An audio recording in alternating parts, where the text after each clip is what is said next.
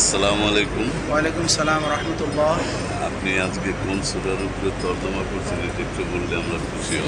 আজকে আলোচনা করেছি সূরায়ে নমলের ১৯ নম্বর আয়াত।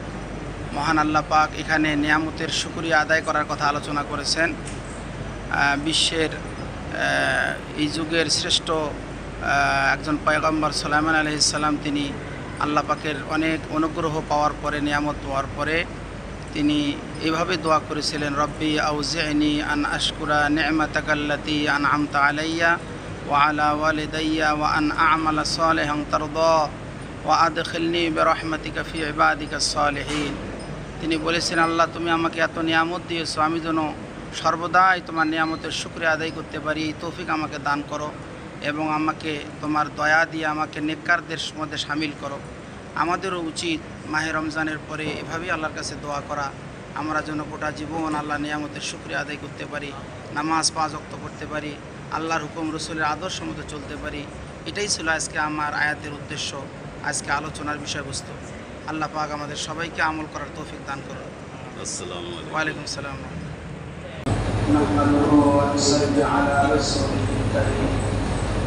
أما بعد فأعوذ بالله من الشيطان الرجيم بسم الله الرحمن الرحيم فتبسم ضاحكا من قولها وقال ربي أوزعني أن أشكر نعمتك التي أنعمت علي وعلى والدي وأن أعمل صالحا ترضاه وأدخلني برحمتك في عبادك الصالحين. وقال الله تعالى في شأن حبيبه آمرا ومخبرا إن الله وملائكته يصلون على النبي يا أيها الذين آمنوا صلوا عليه وسلموا تسليما اللهم صل على محمد وعلى آل محمد كما صليت على إبراهيم وعلى آل إبراهيم إنك حميد مجيد اللهم بارك على محمد وعلى آل محمد كما باركت على إبراهيم وعلى آل إبراهيم إنك حميد مجيد সম্মানিত নামাজি দিনদার ইমানদার ভাইয়েরা, আসসালামু আলাইকুম ওয়া রাহমাতুল্লাহ। আমরা আল্লাহর কাছে অসংখ্য অগণিত শুকর আদায় করছি যে আল্লাহ তাআলা আমাদেরকে দীর্ঘ 1 মাস সিয়াম সাধনা, দীর্ঘ 1 মাস ধরে কঠোর ইবাদতে আত্মনিয়োগ করার আল্লাহ আমাদেরকে সুযোগ দিয়েছেন। আমরা ঈদুল ফিতরের নামাজ 2 রাকাত ওয়াজিব নামাজ আদায় করতে পেরেছি। আল্লাহ আমাদেরকে এই তৌফিক দান করেছেন, এই নিয়ামত দান করেছেন, এই জন্য শুকরিয়া দান করে আলহামদুলিল্লাহ।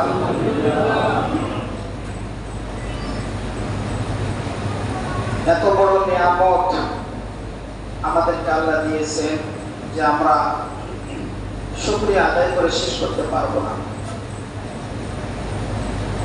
এটা আমাদের জন্য বড় অনুগ্রহ, বড় অনুকম্পা। নবীদের কোন নিয়ামত পাওয়ার পরে তারা কি করতেন? কোরআন শরীফের মধ্যে অনেক আম্বিয়াদের আলোচনা আসছে, প্রায় 25 জন নবীর কথা আসছে। তার মধ্যে কয়েকজন পয়গম্বরের তারা তাদের জীবনের শেষে কি দোয়া করেছিলেন আল্লাহর কাছে। আজকে আমাদের রমজান চলে গেল, ঈদুল ফিতরের নামাজ আমরা আদায় করেছি, বিরাট নিয়ামত পেয়েছিলাম। এই নিয়ামত পাওয়ার পরে এখন আমরা কি আল্লাহর কাছে দোয়া করব? এই দোয়াগুলো আমরা কোরআন শরীফে সর্বশেষ নবী মুহাম্মদ সাল্লাল্লাহু আলাইহি ওয়াসাল্লামের উপরে যে কোরআন নাযিল করেছেন, এই কোরআনের মধ্যে ওই দোয়াগুলো আল্লাহ উল্লেখ করেছেন। সুবহানাল্লাহ।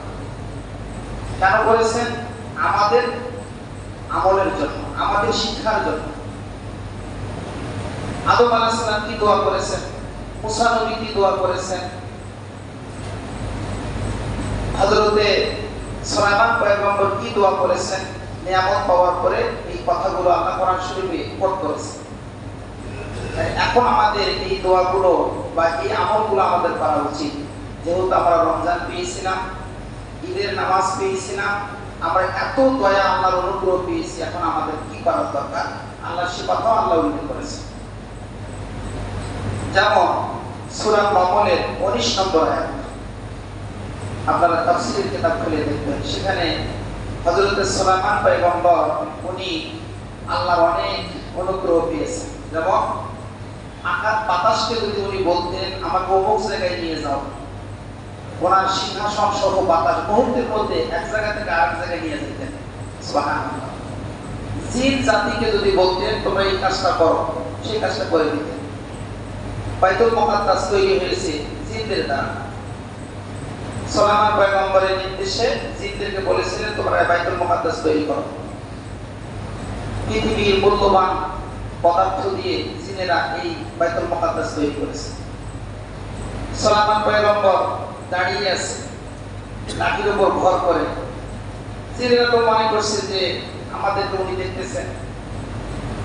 এইভাবে কন্টিনিউ কয়েক বছর অতিবাহিত হয়ে গেছে। জিনেরা বাইতুল মুকাদ্দাস বানাচ্ছে। যেদিন বাইতুল মুকাদ্দাস বানা কমপ্লিট, ওই দিন ওনার লাঠিটা আস্তে করে পড়ে গেছে। সুলাইমান পয়গম্বর ওখানে মৃত্যুবরণ, অর্থাৎ আগেই উনি মৃত্যুবরণ করেছেন, কিন্তু এই বাইতুল মুকাদ্দাস জিনদের দ্বারা আল্লাহ সমাপ্ত করবেন। এই জন্য সুলাইমান পয়গম্বরকে আল্লাহ তাআলা যেদিন কমপ্লিট হয়েছে ওই দিনই উনি ইন্তেকাল, মানে উনি ওই দিনই জমিনে পড়ে গেছে। এর দ্বারা বোঝা যাচ্ছে যে জিনেরা জিনদের চেয়ে মানুষের মর্যাদা অনেক বেশি। সুবহানাল্লাহ। আমরা জিনকে মনে করি আমাদের চেয়ে তারা অনেক কিছু, না, জিনদের চেয়ে মানুষের মর্যাদা মর্যাদা অনেক বেশি। যাই হোক, হযরতে সুলাইমান পয়গম্বর তিনি এত কিছু নিয়ামত পাওয়ার পরে একদিন আল্লাহর কাছে দোয়া করতেছেন, রাব্বি আউজি'নি আন আশকুরা নি'মাতাকাল্লাতী আন'আমতা আলাইয়া। হে আল্লাহ, তুমি আমাকে এত দয়া করেছো, এত অনুগ্রহ করেছো, আমি বাতাসকে কমান্ড করলে বাতাস আমার কথা শুনে, গন্তের পিপিলিকার ভাষা আমি বুঝি, হুদহুদ পাখির ভাষা বুঝি, পৃথিবীর সমস্ত পাখি জড় পদার্থের ভাষা আমি বুঝি, জিন ইনসান আমার পাবে না। আল্লাহ তুমি আমাকে এত কিছু দিয়েছো, হে আল্লাহ তুমি আমাকে তৌফিক দান করো, আমি যেন তোমার নিয়ামতের শুকর আদায় করতে পারি। সুবহানাল্লাহ। আপনাকে আমাকে আল্লাহ নিয়ামত দিয়েছেন, অনেক দিয়েছেন, আমরা টের পাচ্ছি না। আপনি রোজা ছিলেন, আপনি আল্লাহর 30টা হুকুম পালন করেছেন, 30 রোজা রেখেছেন, তারাবি নামাজ পড়েছেন, আপনি অনেক আল্লাহর দয়া পেয়েছেন, ঈদের নামাজ পড়েছেন, এটা কি আল্লাহর দয়া না? আপনি একটু চিন্তা করেন, কত মানুষ আপনার আমার শরীরের মধ্যে এই যে ঘাট থেকে মাথা পর্যন্ত আল্লাহ রক্ত দিয়েছে, অনেকগুলো সূক্ষ্ম সূক্ষ্ম তার দিয়েছে, এই তারের ভেতর দিয়ে আবার রক্ত চলাচল করছে। আল্লাহ বলছে কিসের অহংকার করো তুমি? একটা তারের ভিতরে যদি আমি একটা রক্ত যদি শুকাইয়ে দেই, তুমি মানুষ তোমাকে বলবে না, তোমাকে বলবে তুমি পাগল, রাস্তায় ঘুরে বেড়াবে। কি ভাই, আছে না অনেক মানুষ অনর্গল ইংরেজিতে কথা বলে, কিন্তু সেই মানুষটা মাথা খারাপ, তার ব্রেনে তার ছেড়ে গেছে। আমরা বলি না যে তার ছেড়ালো। আল্লাহ বলছে বান্দা নিয়ামত পাইছো, অহংকার করবি না, খবরদার সম্পদের অহংকার করবি না, ক্ষমতার অহংকার করবি না। তোমাকে আমি রোজা রাখার তৌফিক দিয়েছিলাম, অহংকার করবি না। আমি আল্লাহ তোমার তার ছেড়ে দিতে পারি, একটা সূক্ষ্মতা, তোমাকে মানুষ বলবে না, সব ঠিক থাকবে, তোমাকে বলবে মানুষ পাগল। এই জন্য আমাদের আরেকবার আলহামদুলিল্লাহ বলা দরকার আছে কিনা? বলেন সবাই আলহামদুলিল্লাহ।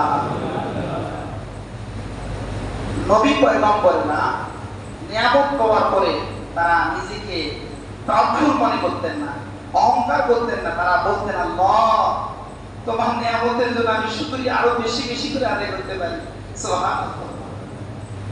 আমি যেন নামাজ ঠিকভাবে পড়তে পারি, আমি যেন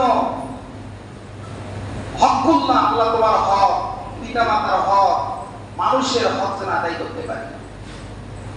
আমি যেন রমজান মাসে যেভাবে সঠিক রাস্তায় চলছিলাম, ওই সঠিক রাস্তায় যেন আমি চলতে পারি। নবীদের দোয়া। আর কি বলতে, ওয়া আসলিহলি আমালা সালিহান তারদা, হে আল্লাহ আমি এমন আমল করতে পারি যে আমলটা তোমার কাছে কবুলযোগ্য হয়। সুবহানাল্লাহ। মানুষ ভালো আমল করে এই আশা যেন না করে যে আমি ভালো কাজ করলাম আমি বেহেশতে চলে যাব। না, আপনি ভালো কাজ করে বেহেশতে যেতে পারবেন না যতক্ষণ পর্যন্ত আল্লাহর দয়া না হয়। নবী সুলাইমান পয়গম্বর বলতেছেন ওয়া আমালা সালিহান তারদা, হে আল্লাহ যেই কাজের মধ্যে তোমার সন্তুষ্টি আছে ওই কাজ করার আমাকে তুমি তৌফিক দান করো। আর কি ওয়া আদখিলনি বিরহমাতিকা ফি ইবাদিকাস সালিহিন, হে আল্লাহ তোমার দয়া দিয়ে তোমার অনুগ্রহ দিয়ে তুমি আমাকে নেককার মানুষের মধ্যে অন্তর্ভুক্ত করিও। সুবহানাল্লাহ। এখন আপনি যদি বলেন আমি 30 রোজা ছিলাম, ঈদের নামাজ পড়ছি, কোরআন খতম করেছি, অনেক কাজ করেছি, হুজুর আমি বেহেশতি। না, সাহাবায়ে কেরাম রাসূলের পাক সাল্লাল্লাহু আলাইহি ওয়াসাল্লাম একটি সাহাবীদেরকে বলতেছেন নেক আমল দিয়ে কেউ আল্লাহর বেহেশতে যেতে পারবে না। সাহাবীরা জিজ্ঞাসা করলেন ইয়া রাসূলুল্লাহ হাল আনতা, আপনিও কি যাবেন না নেক আমল দিয়ে বেহেশতে? রাসূল বললেন না। বলে কেন? ফাম্মা দানিয়া রাহমাতিল্লাহ, যতক্ষণ পর্যন্ত আল্লাহর রহমত আমাকে বেষ্টন না করবে, আল্লাহর দয়ায় আমি বেহেশতে না যাব, ততক্ষণ পর্যন্ত আমার আমল দিয়ে আমি জান্নাতে যেতে পারবো না। অর্থাৎ এই হাদিস থেকে বা এই আয়াত থেকে আমরা কি বুঝলাম? যে আমাদেরকে এখন বেশি বেশি করে দোয়া করতে হবে, আল্লাহ তোমার দয়া তোমার অনুগ্রহে তুমি আমার রমজানের আমলগুলোকে কবুল করে নাও। সুবহানাল্লাহ। আর তোমার যে আমল আমি করলে তুমি খুশি থাকবে আল্লাহ, ওই আমল করার তুমি আমাকে তৌফিক দাও। ঠিক অনুরূপ ভাবে সূরা ইউসুফের 101 নম্বর আয়াত, হযরত ইউসুফ আলাইহিস সালাম যখন মিশরের বাদশা হলেন, ইউসুফ আলাইহিস সালামের পিতার নাম ছিল ইয়াকুব আলাইহিস সালাম, ইয়াকুব আলাইহিস সালামের পিতার নাম ছিল ইসহাক আলাইহিস সালাম, ইসহাক আলাইহিস সালামের পিতার নাম ছিল ইব্রাহিম আলাইহিস সালাম, তাই না? তো ইউসুফ আলাইহিস সালাম তেনার ভাইরা তো তাকে কুয়ার মধ্যে ফেলে দিয়েছিল যে ভাইটাকে মারি ফেলাই, আমার বাপ একে খুব স্নেহ আদর করে ভালোবাসে, এই ভালোবাসার লোকটাকে রাখা যাবে না। ইউসুফ নবীকে হিংসার বশবর্তী হয়ে কুয়ার মধ্যে ফেলে দিল। কেউ বলল যে তাকে মেরে ফেলো, কেউ বলল যে না মারার দরকার নাই, মানুষকে খুন করলে আবার এটা নিয়ে বড় ঝামেলা হবে, দরকার নাই। শেষে পর্যন্ত পরামর্শ মতো কি করলো? কুয়ার মধ্যে ফেলে দিল। আল্লাহ রাব্বুল আলামিন তার কুদরত দিয়ে ইউসুফ নবীকে মিশরের বাজারে বিক্রি হয়ে গেল একদল বণিকের দ্বারা। সেই ইউসুফ নবীকে ক্রয় করলেন মিশরের বাদশা আজিজ। সুবহানাল্লাহ। তাকে লালন পালন করে তিনি বড় হলেন। শেষে ইউসুফ নবীকে আল্লাহ মিশরের বাদশা বানিয়ে দিলেন। সুবহানাল্লাহ। ইউসুফ আলাইহিস সালাম 17 বছর বয়সে কুয়ার মধ্যে ফেলে দেওয়া হয়েছিল। কত বছর? 17 বছর। একবার ইয়াং ছেলে, দেখতে সুন্দর, তাকে 17 বছর বয়সে কুয়ার মধ্যে ফেলে দিয়েছে। 80 বছর বাবার ইচ্ছে ছিল বাবার কাছ থেকে, বাবা মায়ের কাছ থেকে। 80 বছর ইয়াকুব আলাইহিস সালাম কাঁদতে কাঁদতে কাঁদতে কাঁদতে অন্ধ হয়ে গিয়েছিলেন। 80 বছর পরে ইউসুফ আলাইহিস সালামকে যখন মিশরের বাদশা বানানো হলো, তার ভাইয়েরা সব ভাইয়েরা রিলিফের মানানোর জন্য গেল। ইউসুফ নবী তো বুঝতে পেরেছে এরা আমার ভাই, এরা আমাকে কুয়ার মধ্যে ফেলে দিয়েছিল, আল্লাহ আমাকে মিশরের বাদশা বানিয়ে দিয়েছে। সুবহানাল্লাহ। আল্লাহ বলে আমি কি না করতে পারি, দুনিয়ার মানুষ এই থেকে শিক্ষা নাও। শেষে ইউসুফ আলাইহিস সালাম পরিচয় হয়ে গেল, বাবার কাছ থেকে নিজের পাঞ্জাবিটা দিলেন, দেওয়ার পরে পাঞ্জাবি পরে সাথে সাথে বাবার অন্তর্চক্ষু ভালো হয়ে গেল, ভাইদের সঙ্গে পরিচয় হয়ে গেল, সুন্দরভাবে জীবনযাপন শুরু করলেন। শেষে একটা দোয়া করেছিলেন, নিয়ামত পাওয়ার পরে, এত কিছু নিয়ামত পাইলেন ইউসুফ নবী, পাওয়ার পরে একটা দোয়া করলেন। সেই দোয়াটা আল্লাহ কোরআনে কোট করেছেন 101 নম্বর সূরা ইউসুফ। قد آتيتني الملك وعلمتني من تأويل الأحاديث। হে আমার রব, তুমি আমাকে রাজত্ব দিয়েছো, মিশরের বাদশাহী দিয়েছো, আর যত পৃথিবীর মানুষ স্বপ্ন দেখে এই স্বপ্নের সঠিক ব্যাখ্যা আমি ইউসুফকে তুমি দান করেছো। সেই সময় মানুষ স্বপ্ন দেখত, আমরা যখন স্বপ্ন দেখি না, এইরকম স্বপ্নের ব্যাখ্যা আমাদেরকে যদি আপনি একটা স্বপ্ন দেখেন, আমাকে যদি আপনি বলেন, আমি তো সঠিক ব্যাখ্যা দিতে পারবো না, আমি বলবো কি এটা হতে পারে। আর ইউসুফ নবী একটা আল্লাহ জ্ঞান দিয়েছিলেন, উনি সরাসরি বলে দিতেন যে আপনি যা স্বপ্ন দেখছেন এটা এটা হবে, এর বাইরে যাবে না। কেন? নবীরা, নবীদেরকে যে আল্লাহ এলেম দেন, এটা হলো আসমানি এলেম, ওহী। বলে সুবহানাল্লাহ। আল্লাহ ডাইরেক্ট ওনাকে ওহী যুগে জানিয়ে দিতেন অমুক ব্যক্তির স্বপ্ন এটা হবে, তুমি বলে দাও।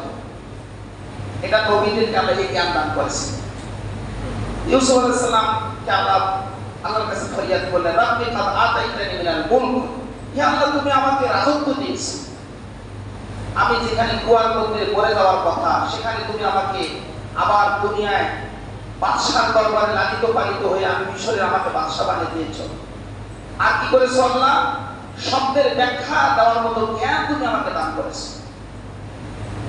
দেখে অহংকার কিন্তু না, আল্লাহর কাছে বিনয়ের সাথে আল্লাহর কাছে প্রার্থনা করতেছে, আল্লাহ তুমি আমাকে রাজত্ব দিয়েছো, তুমি আমাকে শব্দের দাবি করার ব্যাখ্যা দেওয়ার মতো জ্ঞান দিয়েছো। এরপরে বলতেছেন, ফাতিরা সামাওয়াতি ওয়াল আরদ, হে আল্লাহ তুমি আসমান এবং জমিনের স্রষ্টা, সৃষ্টিকর্তা। আনতা ওয়ালিয়্যি ফিদ দুনিয়া ওয়াল আখিরাহ, হে মাবুদ তুমি আমার দুনিয়া এবং আখিরাতে তুমি আমার অভিভাবক। সুবহানাল্লাহ। কি বলতেছেন? তুমি আমার দুনিয়া এবং আখিরাতে ওলি, ওলি মানে অভিভাবক।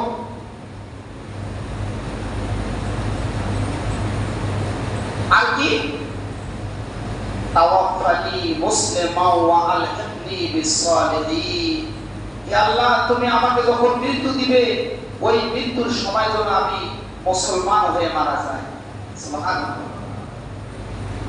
কোন মানুষ যদি সারা জীবন অনেক নেক আমল করেছে, অনেক সম্পদের মালিক, অনেক ক্ষমতার মালিক, কিন্তু মৌতের সময় মুসলমান হয়ে মারা যায় না, আল্লাহর কাছে আত্মসমর্পণ করতে করে মারা যায় না, তার সমস্ত জীবনের অর্জনগুলো বেকার, বাস্তবতা নাই।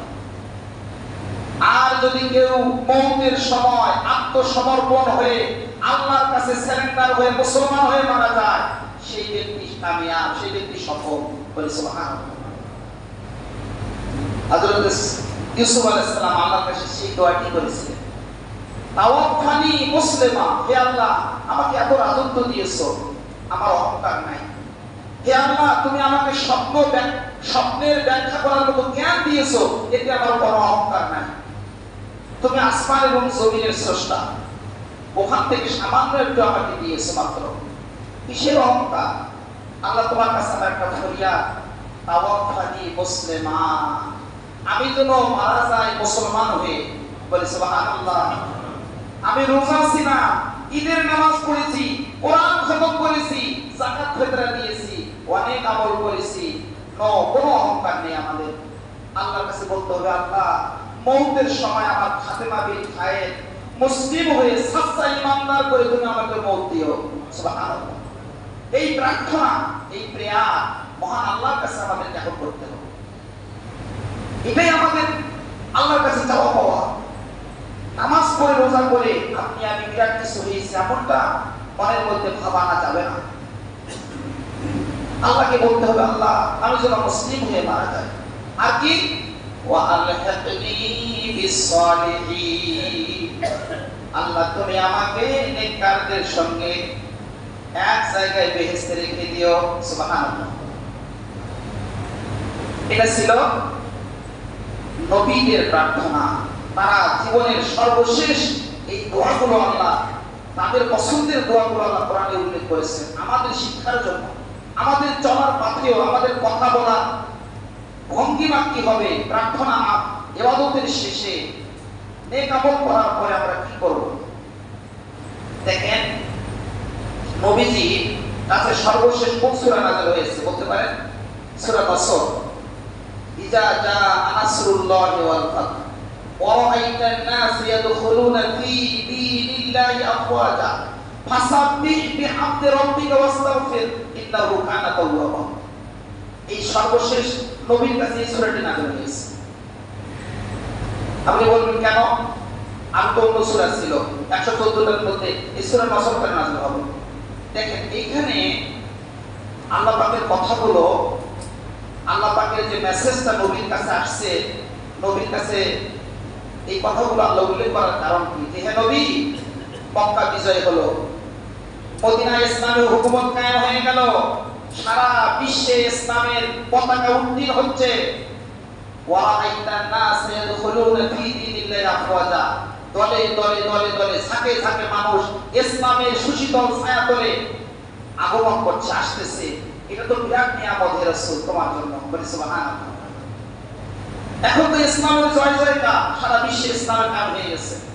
এখন এই মুহূর্তে তোমার কি করার দরকার? আল্লাহ বলে দিলেন, ফাসাব্বিহ বিহামদি রাব্বিকা ওয়াস্তাগফির, তুমি আল্লাহর প্রশংসায় আল্লাহর তাসবিহ বেশি বেশি করে পড়ো, দোয়া দরুদ পড়ো, আল্লাহর প্রশংসা করো, আল্লাহর বড়ত্ব মহত্ব বর্ণনা করো। আর কি?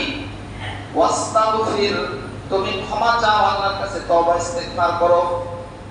ইন্নাহু কানা তাওয়াবা, নিশ্চয় আল্লাহ তাআলা গুনাহগারদের তওবা কবুলকারী। সুবহানাল্লাহ। দেখেন আমরা রমজান পার হয়ে গেছে, এখন কিন্তু শয়তানকে আল্লাহ ছেড়ে দিয়েছে না? এতদিন শয়তান বন্ধ ছিল, এক মাস শিকলে বন্ধ ছিল, আবু আবদ্ধ ছিল, সুলসিলাতি শায়াতিন। এখন কিন্তু শয়তানকে আল্লাহ ছেড়ে দিয়েছে। আর শয়তানের কাজ কি জানেন? আপনাকে আমাকে ওয়াসওয়াসা দিবে, ধোঁকা দিবে।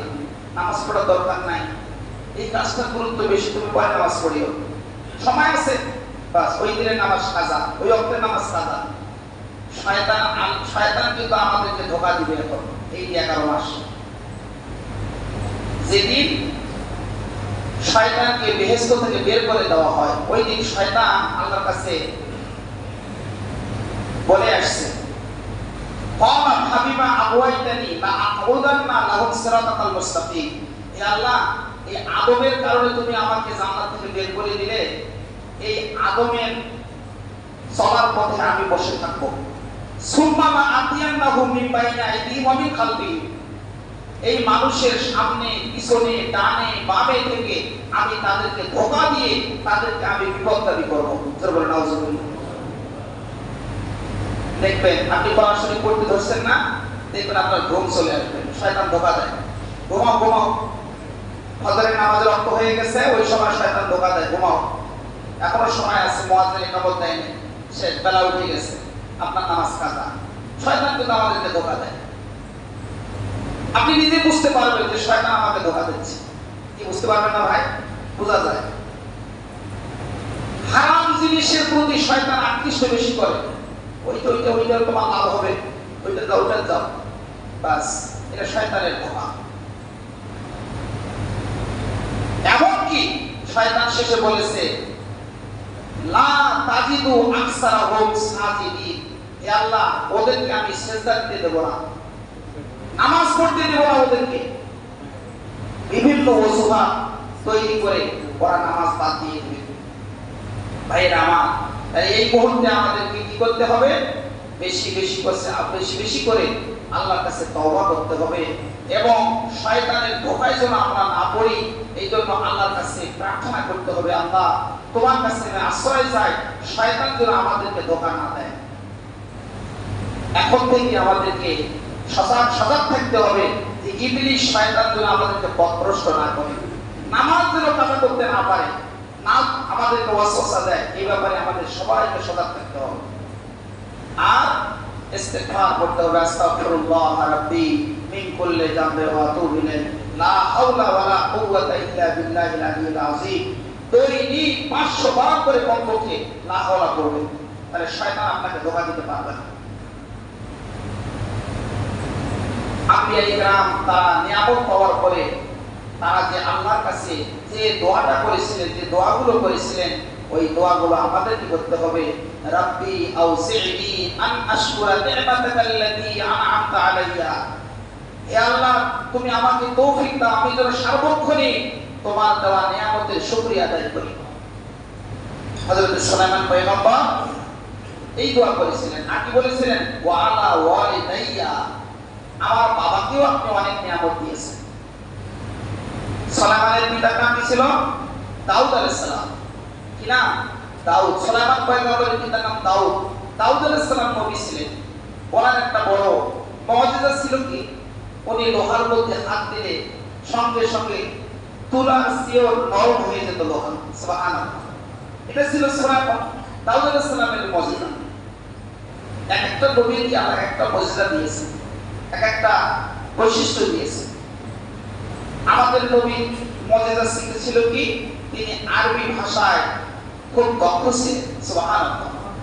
কোরআনের যখন তিনি চ্যালেঞ্জ করলেন কোরআন দিয়ে, আরবের বড় বড় কবি সাহিত্যিক আমার নবীর কাছে হার মেনেছে যে মুহাম্মদ, তোমার মুখ থেকে যে আল্লাহর বাণীগুলো উচ্চারণ হচ্ছে, এটা মহান আল্লাহর তরফ থেকে, তোমার জবান থেকে বের হচ্ছে। বলে সুবহানাল্লাহ।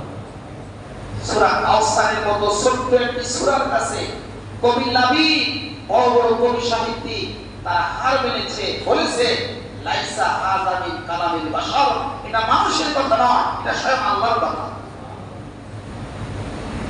সুতরাং আমাদের সবাইকে খেয়াল রাখতে হবে যে এখন আমরা রমজান উত্তর, রমজান শরীফের পরে, ঈদের নামাজের পরে আমাদের সবাইকে শয়তানের ওয়াসওয়াসা ওটা যেন আমরা না পড়ি, আমাদের সবাইকে সজাগ থাকতে হবে। এই জন্য বেশি বেশি করে লা হাওলা করতে হবে, আস্তাগফিরুল্লাহ করতে হবে।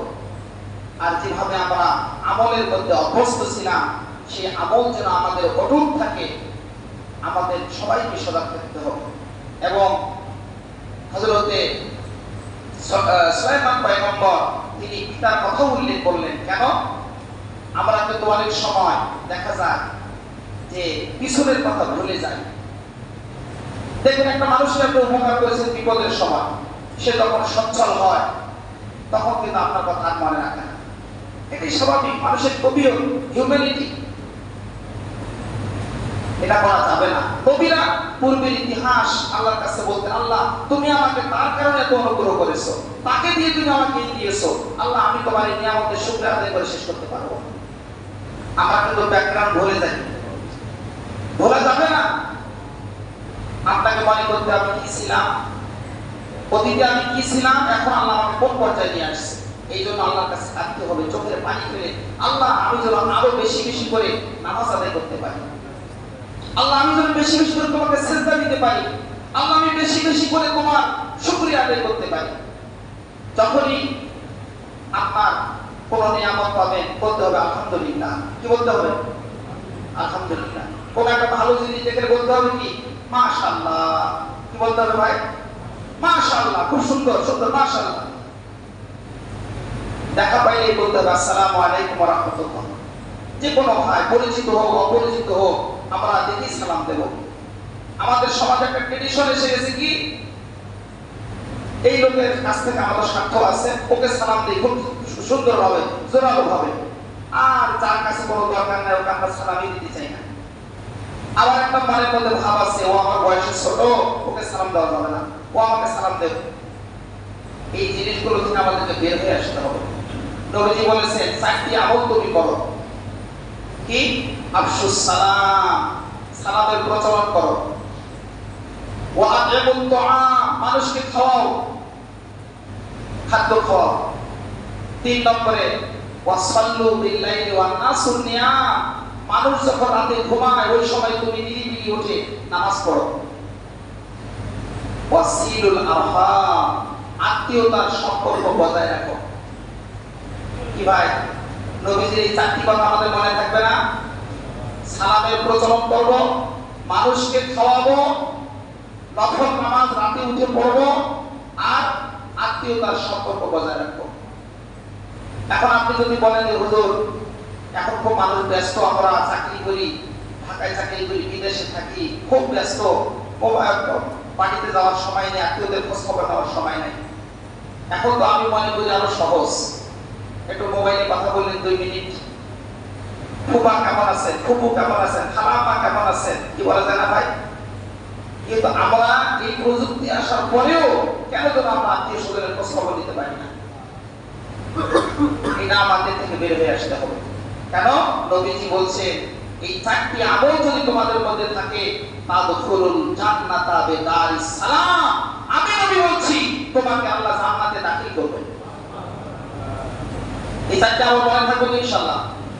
আবার বলছি, সালামের প্রচলন করব, মানুষকে খাওয়াবো, রাতে উঠে নফল নামাজ পড়বো, আর আত্মীয়তার সাথে সম্পর্ক বজায় রাখবো। আল্লাহ তাআলা আমাদের সবাইকে নেক আমলগুলো করার তৌফিক এনায়েত করুন। আল্লাহুম্মা আমিন, আল্লাহুম্মা আমিন। রব্বানা তাকাব্বাল মিন্না ইন্নাকা আনতাস সামিউল আলিম ওয়া তুব আলাইনা ইন্নাকা আনতাত তাওয়াবুর রহিম। আল্লাহ, তুমি আমাদেরকে অনেক অনেক অনুগ্রহ দয়া করেছো আল্লাহ। আমরা 30টা রোজা রেখেছি, তারাবির নামাজ পড়েছি, কোরআন শরীফ তেলাওয়াত শুনেছি করেছি, আল্লাহ ঈদের নামাজ পড়েছি। আল্লাহ, তোমার এই নিয়ামতের কি শুকরিয়া আদায় করব? আমাদের তো কোনো ভাষা নাই, আমাদের কোনো ভাব ব্যক্ত করার ক্ষমতা নাই। আল্লাহ, তুমি আমাদেরকে আরো বেশি বেশি করে তোমার নিয়ামতের শুকরিয়া আদায় করা, নামাজ পড়া, নেক আমল করার তৌফিক এনায়েত করো। সুবহান রাব্বিকা রাব্বিল ইজ্জাতি আম্মা ইয়াসিফুন ওয়া সালামুন আলাল মুরসালিন ওয়ালহামদুলিল্লাহি রাব্বিল আলামিন।